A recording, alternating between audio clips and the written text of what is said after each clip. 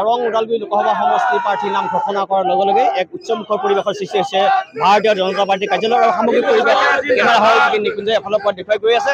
এয়া হৈছে উচ্চমুখৰ পৰিৱেশ ভাৰতীয় জনতা পাৰ্টীৰ কাৰ্যালয়ত আৰু এইধৰণে সকলোৱে ভাৰত মাতা কি জয় জুৰি আগবাঢ়ি অহা দেখা গৈছে।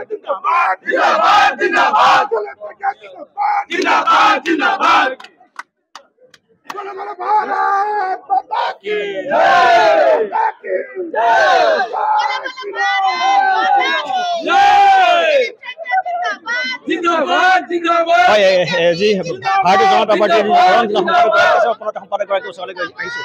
আমি আচলতে যিদৰে কৰিছিলোঁ সেইমতে আমাৰ মাননীয় সাংসদ মহোদয়ে টিকেট পোৱাত আমি ৰখি আৰু দৰং জিলা বিজেপিৰ তৰফৰ পৰা আমি যিখিনি কৰিব লাগে তেওঁ নিৰ্বাচন জিকিবৰ কাৰণে আমি সদায় প্ৰস্তুত আছিলোঁ আৰু সেইমতে আজি বিশেষকৈ নৰেন্দ্ৰ মোদী মহোদয়ক আৰু জে.পি. নাড্ডা ডাঙৰীয়াক আমি বিশেষকৈ ধন্যবাদ জনাইছোঁ ভাৰতীয় দৰং জিলা সমিতিৰ তৰফৰ পৰা আমাৰ দিলীপ শইকীয়া মহোদয়ক যে পুনৰবাৰ সাংসদ হিচাপে টিকেট ঘোষণা কৰাৰ কাৰণে আমি দৰং জিলাৰ দৰং ওদালগুৰি লোকসভা সমষ্টিৰ সাংসদ হিচাপে পাই আমি নথৈ আনন্দিত হৈছোঁ আৰু অনাগত দিনত মাননীয় সাংসদ মহোদয়ক আমি দৰং জিলা বিজেপিৰ লগতে গোটেই দৰং জিলাসমূহ কাৰ্যকৰ্তাই যি কৰিব আমি কৰিবলৈ ৰাজু।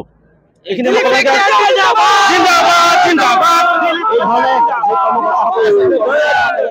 দিলীপ শইকীয়া জিন্দাবাদ ধৰি দিছে আৰু মই পুনতে এগৰাকী ভোটাৰসকল আছে মই ভোটাৰসকলৰ ওচৰলৈ আহিছোঁ আৰু তেওঁলোকে কি ধৰণে আগবাঢ়িব বা তেওঁলোকে পৰৱৰ্তী নিৰ্বাচনত কেনেধৰণে অংশগ্ৰহণ কৰিব হয় আপোনালোকক পুনৰবাৰ কিয় বিজেপিক ভোট দিব লাগে বা কিবা ভোট দিবৰ কাৰণে আহ্বান জনাব?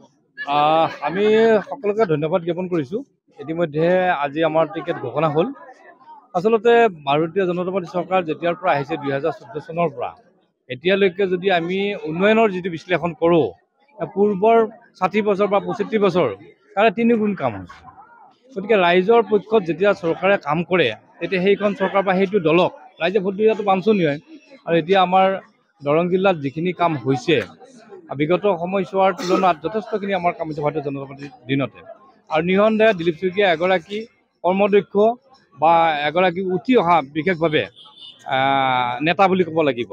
গতিকে একেবাৰে তৃণমূল পৰ্যায়ৰ পৰা ভাৰতীয় জনতা পাৰ্টিৰ লগত অকল টিকেটটো পোৱা বুলিয়ে নহয় ভাৰতীয় জনতা পাৰ্টীৰ এজন ভাল কাৰ্যকৰ্তা আৰু সেইটো সুবাদতে তেখেতক যোৱাবলৈ টিকেট দিছিল আৰু যিটো পাৰফৰ্মেঞ্চ তেখেত দেখুৱালে আৰু সেইটো স্বাৰ্থত এইবেলিও আকৌ তেখেতক টিকেট দিয়াটো ৰাইজে বিচাৰিছে আৰু সেইমতে দলে টিকেট দিছে। গতিকে আমি এইটো নথৈ আনন্দিত হৈছোঁ আৰু আমাৰ পাৰ্টি যিহেতু নিজিকাৰ কোনো কথা নাই আপোনালোকে জানে যে প্ৰতি বছৰে আজি প্ৰায় 4-5টা টাৰ্ম জিকি আছে।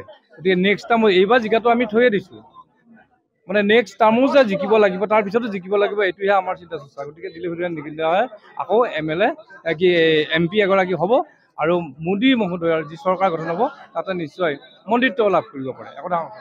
এই ধৰণে ভাৰতীয় জনতা পাৰ্টিৰ আজি মঙলদৈ যি কাৰ্যালয় আছে মঙলদৈ কাৰ্যালয়ত কৰ্মকৰ্তাসকল বা দলীয় কৰ্মীসকলৰ উৎসাহ দেখা গৈছে আৰু তেওঁলোকে আশা কৰিছে যে পৰৱৰ্তী সময়ত দিলীপ শইকীয়াই জয়ী হ'ব আৰু দৰং ওদালগুৰি লোকসভা সমষ্টিৰ যিসমূহ আধৰুৱা কাম এই আধৰুৱা কামসমূহ তেওঁলোকে সুচাৰুৰূপে কৰিব তাৰে কামনা কৰিছে দলীয় নেতৃত্বই।